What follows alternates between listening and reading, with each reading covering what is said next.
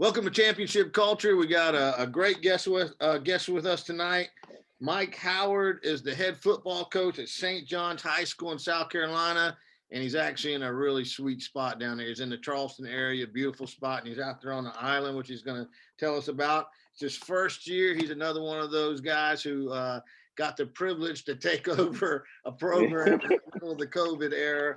And he's probably going to talk a little bit about how he if you think about just trying to connect with your kids when you're a new coach coming in and they're not in school, could be an adventure. So I'm sure he's going to share a little bit about that. Mike's coached college ball in a couple different spots, and he's coached some private school ball and kind of been on both ends of the spectrum. Been at a very affluent place, and then been at a low social economic place and got to see the differences there. So coach is in a unique situation, and he asked me, why do you want me on this thing? This is my first year, but I'm always fascinated by the difference between the young coaches and the new coaches, their take on culture compared to the old guys like me and our take on culture. I just think I guess my hypothesis is it comes easier to the younger guys, and he's laughing because I'm calling him a young, but he's a young guy to me. So that's, I always ponder whether it comes easier to younger guys, especially when you can kind of still remember your playing days and what you liked and what you didn't like out of your coaches. So, Coach, excited to have you here, man. Thank you, Joe. I appreciate you having me, man. Thank you so much. Well, I'm excited to steal your ideas, man. So we're gonna jump right into it. Question number one: can you give a 1-minute elevator introduction of yourself? Absolutely, absolutely. First off, my name is Mike Howard. I'm originally from Homer, Louisiana, small little town in northern Louisiana. And I think the upbringing there is what brought me all the way over here because it's pretty much the same place. It's on an island now, really small community. Everybody's close knit. There's a family atmosphere here. And it's something that, it makes me feel like I'm at home. So that's where I originated from. Starting there, I'm an Army vet. I was in the Army for 8 years, gained my GI Bill from that, and I chased my dreams, man. I went to Charleston Southern University, graduated from there in 2004, played 3 years of football while being a full-time employee working downtown at Charleston Place Hotel. So I did a little bit of everything while I was in college, and I came up with the idea that at the end of it all, I want to be a football coach. I was a certified athletic trainer. I was working with football players, working on the football team, but I wouldn't have anything to do with football. So in my mind, it just wasn't gonna be, it wasn't gonna get it. It couldn't get it. I had to get something that made me feel fulfilled. So I started coaching on the side. I was taping ankles and I'm talking to guys about technique. I'm taping ankles. I'm showing guys how to get in the stance. I'm, getting guys out the field, talking to them about their job. And I ended up meeting a great guy in Mitch White and Ken Cribb over at Stall High School. They gave me my first opportunity to coach, and they put me out there in the wild, so to speak, and just told me go for it. So as a coach, that's who I am. I'm a father. I'm a husband of 22 years. I hold 2 degrees, a bachelor's and a master's from the Citadel, and my bachelor's came from Charleston Southern University. I was a radio host for a year. I did that sports life and laughter thing for a year down here in Charleston with one of my best friends, Seth Champagne, and we did a whole sports show thing, and it really gave me the confidence to come on here and do things like this and actually put myself out there to go and try to be a head coach again. I had been coaching for a long time, and it kind of was getting to the point. You ask about culture, you ask about it being a little bit easier, being closer to the kids' age. I think it might be harder because I do feel like sometimes we can mesh with thought processes, and it's just not the case. It's a generational gap.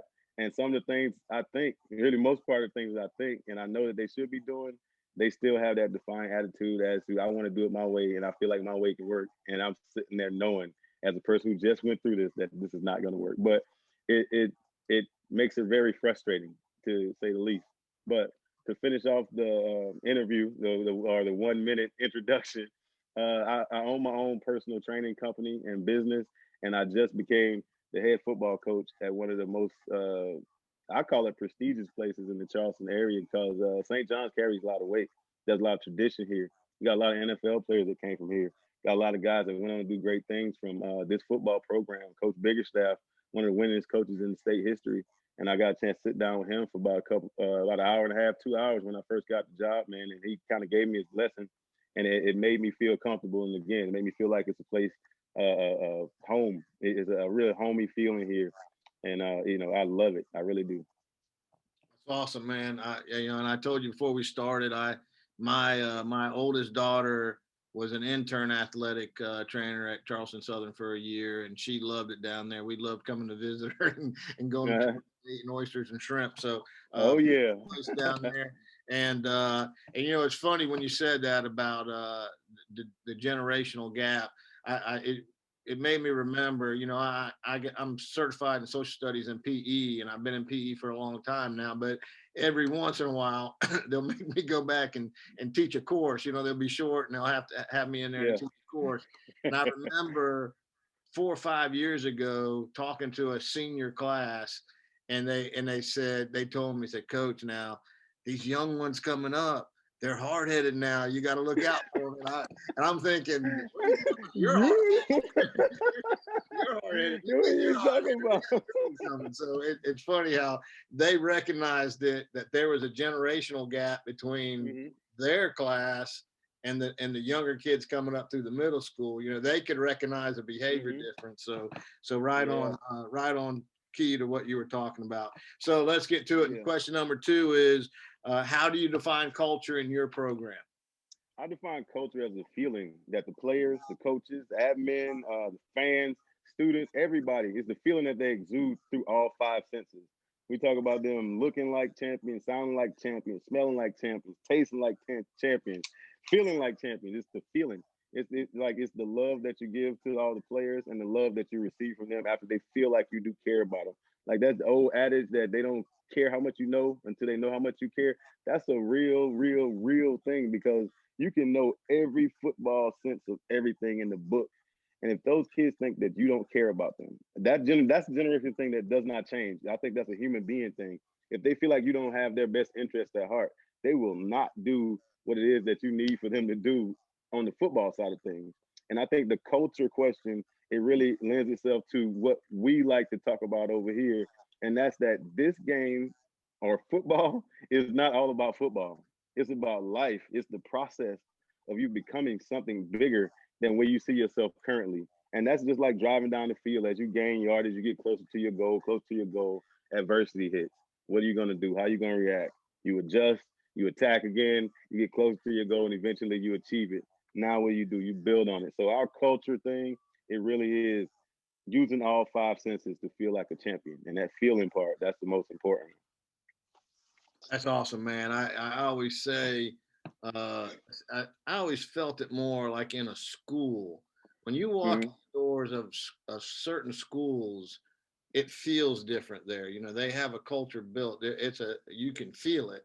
And probably the same is true in championship programs. It feels different in a championship program than it does in a struggling program. It does. It absolutely does. And that's one of the things here at St. John's you can feel. Like I said, that was a lot of winning here for a long time. And like at some point in time, the feeling got lost a little bit. And I don't know how that happened, because if you talk to the parents, you talk to the admin that are here who've been around, you talk to the kids, even they want it.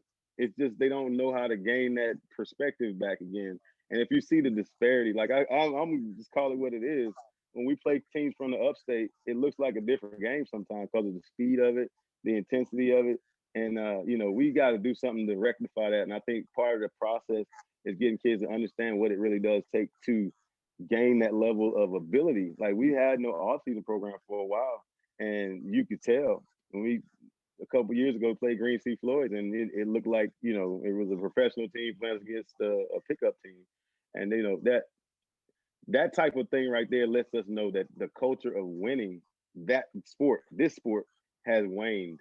And I think with all of the concussion stuff and, everybody really not wanting to be part of, fostering something that's going to hurt people, it took away from a lot of the stuff that we could teach and, tradition that we could give back, because football is not a safe sport at all.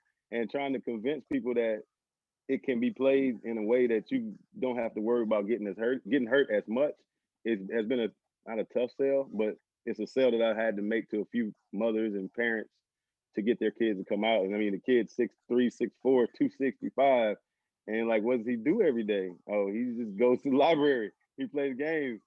I'm like, okay, like what kind of discipline does he have? Like, what is it that he's really trying to gain as far as, his future? He's got a talent level, size that I can't teach. Nobody can teach him to be 6'3", 265, but I can teach him to get in the stands, play this game hard, get his grades together, apply to the right college, go off and gain yourself a scholarship, and then be great. Yeah, I'm with you. I always say, if kids don't get actively involved in sports when they're in high school, there's a good chance they're going to graduate without ever having to fully commit to anything. Never Absolutely having to right. sacrifice, never having to train, never having to do the things. And then when you were talking, I thought about that Urban Meyer quote, when he's talking a couple weeks ago about, your work ethic Hmm. has to be at the same level as your dreams, or you're just spitting in the wind. They're just, Absolutely. and Yeah, and that's what I was that's the telling you about stuff. these guys over here being so casual about everything. I always tell them, like, if you're casual about life, you're gonna end up being a casualty. Like, Yeah. you sit back and you just let life pass by, you're gonna miss opportunities. And like one of the things they say is like, it's too far. Is that well? How far is that? How far is that? How far is that college from here? Like, how far is a free education in the future? How far is far then? And everybody's eyes kind of glass over, like, oh, I didn't think about it like that. So it's gonna be so much fun to see some of these kids who didn't have that light on in their eyes when they finally do get it have it to come on, just to see how bright it shines, man. Because we got some talent, we got some guys that we just got to give them that little push, that little tap, and I think they're gonna be all right. So off script, what do you think has impacted your philosophy more? Was it your years in the military, or was it your sports background, or could it, your family back? What impacted My mama, your philosophy? It's your mom. my It's everybody. mom. She's 4'7". Back then, she was probably 107 pounds, but she kept me in line, man, and she kept me straight. I could have went a whole lot of different ways, but she gave me a great foundation to build on. And when I went to the military, that discipline, it gave me a different kind of mindset as to how I'm going to attack my goals from this point forward. Like nothing can stop me from getting where I want to go, and even if it takes this long to get somewhere. And then, finally getting into a program like Charleston Southern, where I graduated from, giving you that great spiritual foundation. And it just coupled with everything else that went on in my life, I think that's what gave me a foundation for my philosophy. And that philosophy really, it is to teach these kids that their perspective doesn't have to be what they see in the physical. It's what they see in their mind. It's their imagination that's going to take them where they want to go. And that's the stuff I try to teach these kids every single day. Every time I get a chance to talk to one of them, it's like, what's your plan now? How are we going to get where you're trying to go? Are you doing that today? And it's one of those big things. They're like, no, no, I don't know. So we keep building brick by brick. I think we're going to build something great over here too. Do you have any kind of structure for setting them down and doing goal setting with them? Because I mean, you sound like a motivational speaker to me, man. I'd love to have you around my kids, but Well, sometimes it's hard to it, structure that time and make that mhm. a structured event where we're teaching them that goal setting. Do I you would tell you have you done something. that yet? That's been one of the biggest things I've worked on this year. And I told you I learned a whole lot. And being administratively in line and streamlined with all these thoughts and how I want to get these kids where they're trying to go. So what we did when we started off the off season in December, we set weight goals, we set squat goals and power like lifting goals for them, like we used to do back in the day when we had what you call it, top 10 boards of the top 10 lifts and the strongest people in the gym. Just kind of bring that feeling back of competitiveness, and then give them something that they can look at to see where they came from and where they got to. So us putting it on paper and showing them, this is your name, this is how much you weigh. We want you to weigh this by the season, and then we want you to run this fast, want you to lift this much. Just giving them that kind of structure, academic structure, telling them, 2.0 is going to get you eligible at next level. Nobody ever tells them that. You got to get registered through the clearinghouse. Nobody ever tells them that. FAFSA is a real thing. Your GPA is not just funny letters. Like, teach them that stuff. That's the structure that we're getting the chance to put in place. But it's a little bit tougher because you don't get a chance to really physically see the people and look at them eye to eye. And that's one of my biggest things. I really like to uh, uh, create a presence when we're talking to the kids so they can feel what we feel. And the feeling is always going to be the last part because people don't remember what you did to them, what you did for them. They remember how you made them feel. And these kids over here, man, like just feeling the love. Coach, we had two coaches die in the beginning of the season. One of the most involved coaches in the program from the last 10 years, probably, Coach Legree. He passed away in March, and I had kids on my team like in the middle of games. They just breaking down, man, and talking to them off script and outside of the lines of school and their families and how much this guy did for them. Like it's such a feeling of family here that, man, the sky's the limit for all these kids. And building culture ain't what we got to do. We just got to build a different perspective and send them on their way. Awesome. All right, so let's get through three nuts and bolts. What are the best things you do to build culture in your program? Okay, I'm an acronym guy. Okay, so the first one is the GREAT. We're gonna send them out to be great. They're gonna all be great. And when we say great, we're not just talking about those highlight stuff that you do. It's GREAT, and that's giving real evidence all the time. We got guys that really want to be strong. They want to be big. They want to be fast. They want to be college recruits. So what we tell them is the evidence that you give, you follow the streamlined process that we got in front of you. If you want you to weigh this much, you need to weigh this much. We need you to watch this kind of film and work on these type of skills and drills. That's what you need to do. We send in-home workouts to them on virtual platforms. We send them a whole lot of different things that they can do through YouTube, through Twitter, and you just drill work that we're seeing that they need, but we can't have them do them because nobody's here with us physically. So it's been that for us. And like I said, GREAT, giving that real evidence all the time. That's the first number one thing that we talk about when we're building culture over here. The second one is family. Family, FAMILY. Forget about me. I love you. That's something that one of the things that we steal. I stole it like in the middle of the season, but it paid off big dividends for us at the end because we had guys really trying to root their teammates on. They come into practice with broken arms and not being able to dress, physically hit anybody. They become coaches after the season's over. I had a guy that graduated in June. He came and coached with us this fall. He just got a scholarship to man, I can't think of the university now, but he got a scholarship in North Carolina. But he played a year ago, and he didn't think he was going to play football anymore. St. Andrews is where he went. He got a scholarship to St. Andrews. He played short snapper, long snapper, and center. So it's been that type of deal with the family. The family is the second part of the culture. And one thing that I learned this year, and one motto that I had is that love wins. Love always wins. We operate in a sense of love, and you show these kids how much love you have for the game. You show them how much love you have for your family. You show them how much love you put into getting prepared for all this stuff. You show them how much you love them. Like that's gonna build a culture of love, and everybody operating out a sense of love. And we help one another, and it helps you. A lot of people think you got to give or you got to take to have. I feel like you got to give to get. So when we give that love, we're gonna get that love back, and we're starting to see it now. I really do believe that the culture is shifting a little bit. I sat down and talked with my quarterback this afternoon.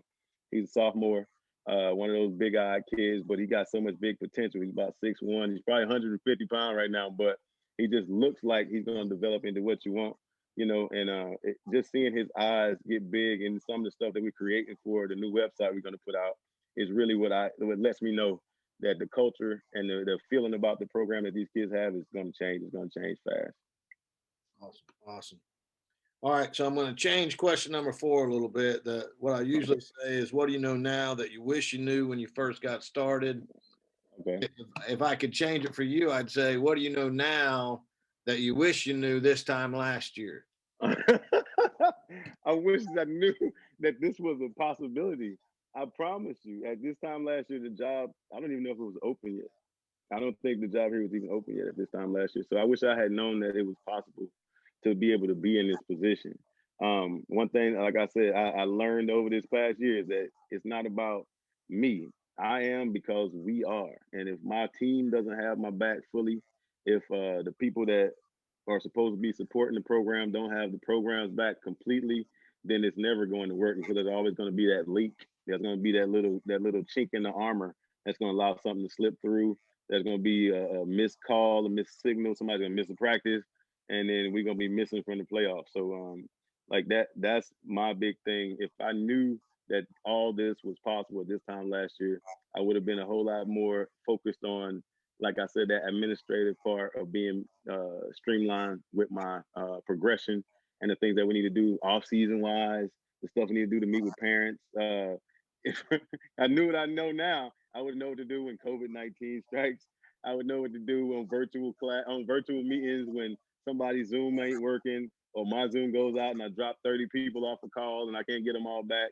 Like the things that I know now. If I knew then that I needed to have coaches meetings after every practice to make sure all my coaches were on the same page, I would be in a whole lot better position if I knew that now then. But it's so much. It's so much. But just learning the little idiosyncrasies of being the person that's last to talk, the person that's really signing off on everything, and when the buck stops, it all stops at your feet. If I knew the weight of that, um, I feel like I would have been better prepared for a lot of the things that came this year, and it wouldn't have kept me up so late at night. Sometimes it wouldn't have, made me feel like I felt driving by myself, and you thinking, "Golly, I could have done that better." So that's been a big thing over the past 12 months, just getting your head wrapped around all the moving parts, the kids that got you know split family households, and one parent is saying this, one parent saying that, and just stuff like that you never hear about as the assistant, and then you get to be the last one talking, and you get everything, and so it's so awesome. I heard a great quote that said,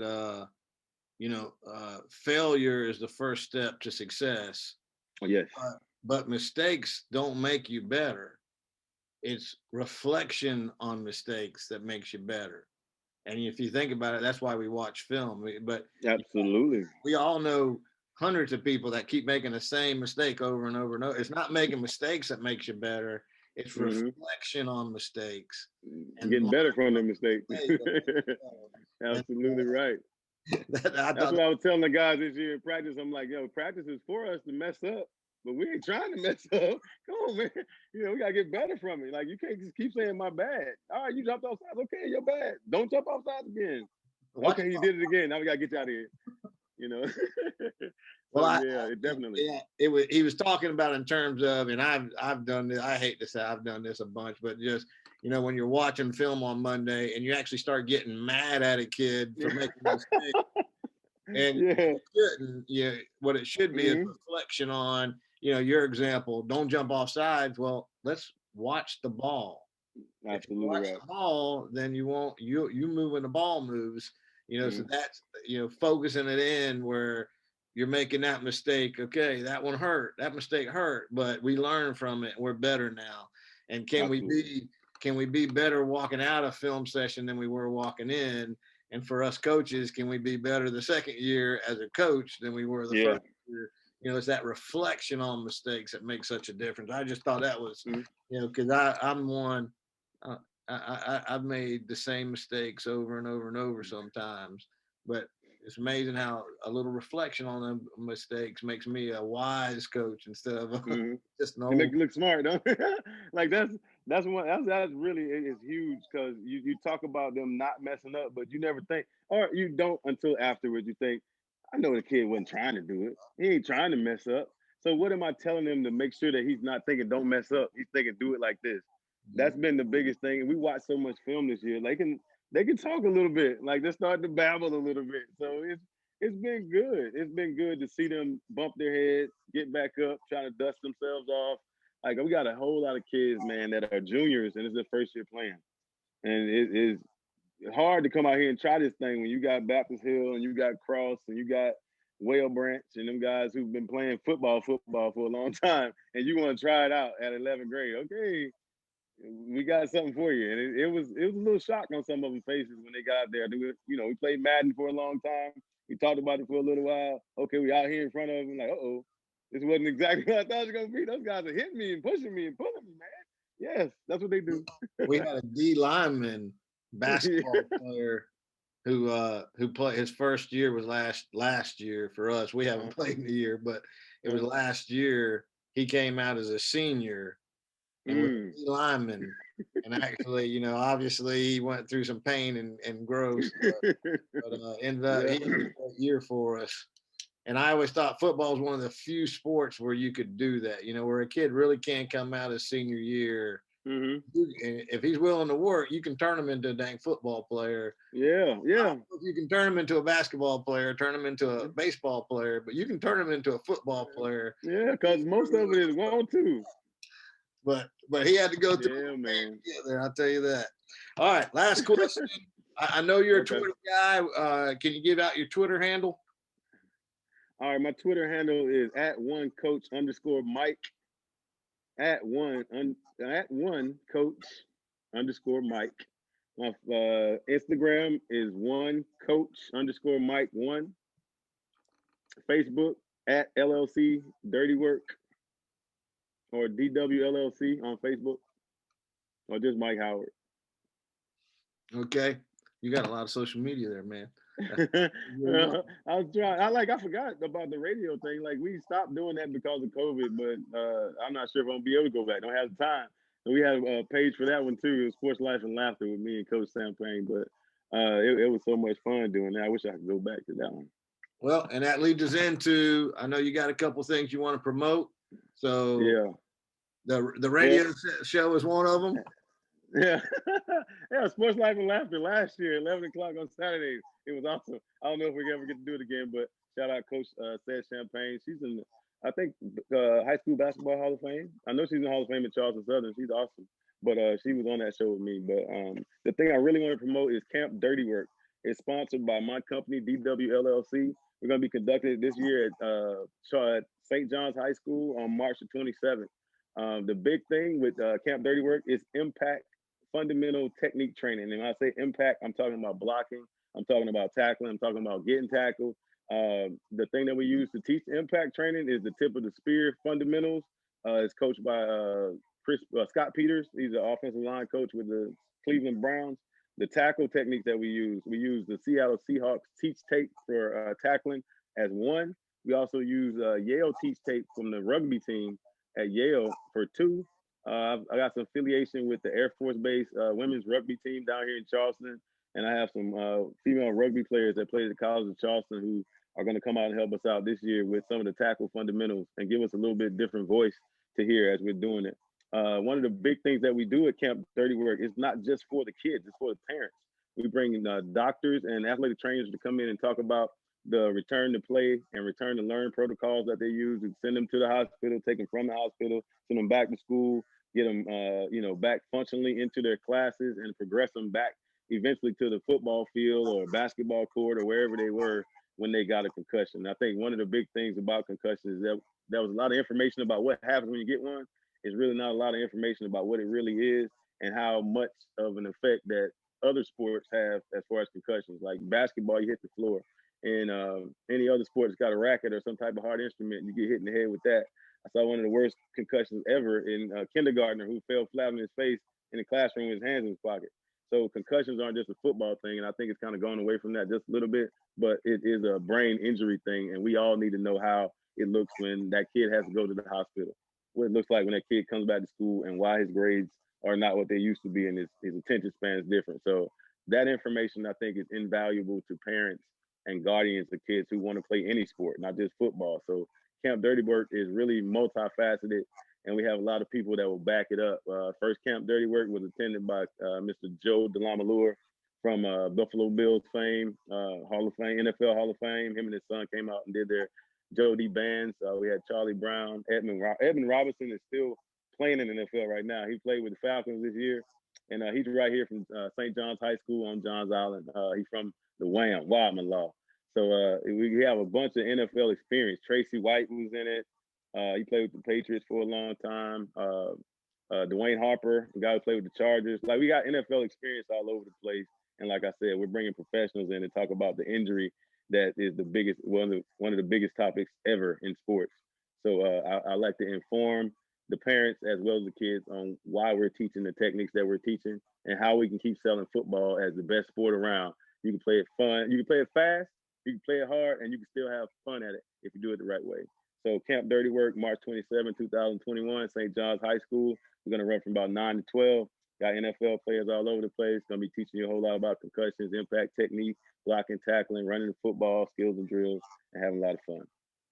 Best way for them to get information on the camp? Is it contact you? Is there yes, the best way for you to get info on that is to contact me through either one of those social media sites. Go to @LLC Dirty Work on Facebook or DWLLC on Facebook. They have a bunch of videos on that that come from the first 3 camps that we did. On Instagram @1coach_Mike1. There's a whole lot of different videos and promo stuff that we had for the first 3 camps also on those. So any information that you need, just send me an email, shoot me a message on Facebook or Instagram, and I'll get back with you. Awesome, man. You did a great job, buddy. I appreciate you, Joe. Thank you, man. I appreciate you doing this. You did a great job. Hey, I appreciate you having me. And like I said, man, I wanted to know, hey, come here. You about to go to bed? Come here, man. Where your brother at? Oh, my controller. All right. This is one of my reasons right here. This is Javon. Say hi. Come here, Jay. Hey, buddy. This is his duplicate right here. This is Jaden. That was Javon. This is Jaden. Y'all going to bed? Awesome. Good night, man. All right. Other than that, that's it, man. I appreciate you having me on here. Thank you for even thinking about having me on here. And I hope that I didn't take up too much of your time or babble too long. Nah, you did great. I appreciate you, buddy.